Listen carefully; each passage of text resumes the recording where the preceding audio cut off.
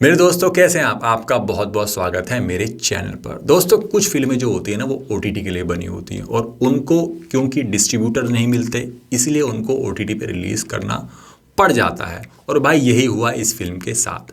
25 जून को film sensor board ने इसको क्लियरेंस दे दी थी कि भाई इसको थिएटर में रिलीज़ कर दिया जाए, बट भाई इसको अब प्राइम वीडियो पे रिलीज़ कर दिया गया है। वैसे दोस्तों फायर ब्रिगेड से रिलेटेड आपने फिल्में देखी नहीं होगी क्योंकि बहुत ही कम फिल्में मतलब इक्की दुक्की फिल्में ही आई हैं। मुझे याद है मैंने बहुत पहले एक बर्निंग ट्रेन मूवी देखी थी जिसमें कोई ऐसा फायर फाइटर्स का कोई एंगल नहीं था, बट हाँ आग का ऐसा हादसा ज़रूर था।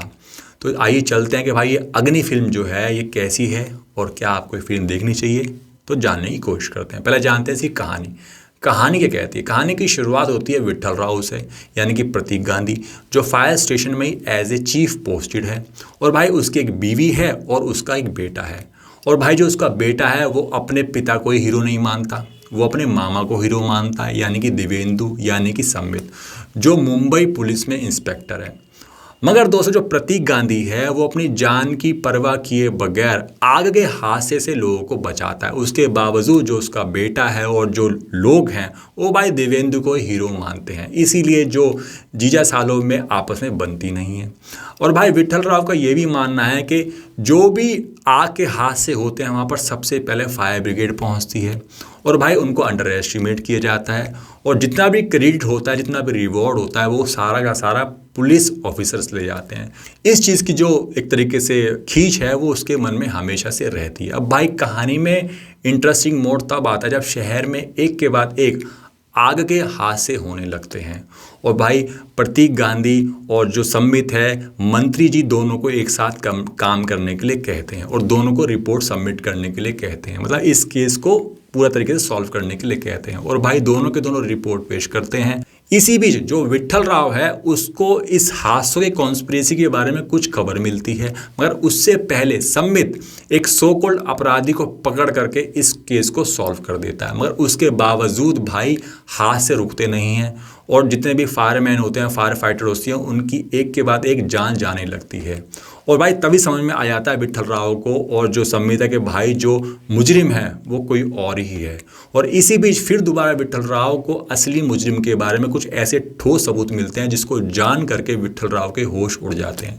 अब भाई देखने वाली बात ये है कि कैसे वो असली मुजरिम को पकड़ेगा और कैसे वो अपने आप को जो उसका साला है उससे आगे हीरो बना पाएगा। इसके लिए तो आपको पूरी फिल्म देखनी पड़ेगी। भाई इतना कहना चाहता हूँ कि ये फिल्म आपको देखनी चाहिए। और भाई जो डायरेक्टर हैं इसके राहुल ढोलकिया, वो बहुत नामी डायरेक्टर हैं। उन्होंने परजानी जैसी फिल्म बनाई जो नेशनल अवार्ड विनिंग फिल्म थी और उन्होंने अपना खिताब भी जीता था।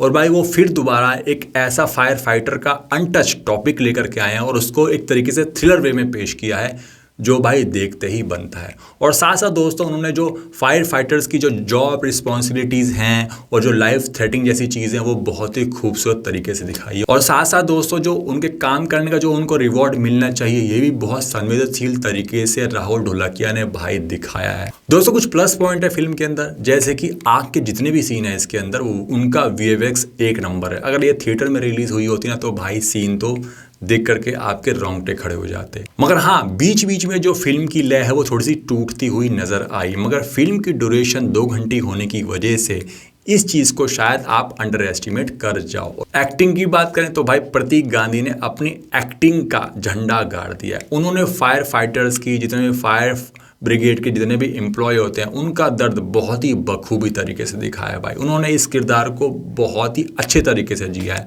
और डे बाय डे उनकी एक्टिंग और ज़्यादा खूबसूरत होती जा रही है। और भाई करें देवेंदु की बात तो भाई देवेंदु का जो करेक्टर है इस फिल्म के अंदर काफ़ी चालू टाइप पुलिस ऑफिसर दिखाए हैं। उन्होंने भी अपने करेक्टर को बहुत इंटरेस्टिंग वे में प्रेजेंट करने की कोशिश करी है, बट हाँ कुछ झलक ऐसी लग रही थी कि उनके अंदर से अभी मुन्ना त्रिपाठी करेक्टर निकला नहीं है पूरी तरीके से। बट थोड़ा सा स्क्रीन टाइम मिलता उनको तो वो काफ़ी अच्छा कर सकते थे। अगर मैं यूं कहूं तो भाई आपको फिल्म देखनी चाहिए तो बिल्कुल जाके देखिए। अगर आपको फायर फाइटर्स की लाइफ की थोड़ी इंटरेस्टिंग स्टोरी जाननी है तो भाई ये फिल्म आपके लिए ज़रूर है, जाके देखिए। तो दोस्तों मैं चलता हूं, जाने से पहले मेरे चैनल को ज़रूर सब्सक्राइब कर देना। ऐसी बढ़िया बढ़िया मूवीज़ और वेब सीरीज़ के रिव्यू मैं आपके सामने हमेशा लेकर के आता रहूँगा। जय हिंद।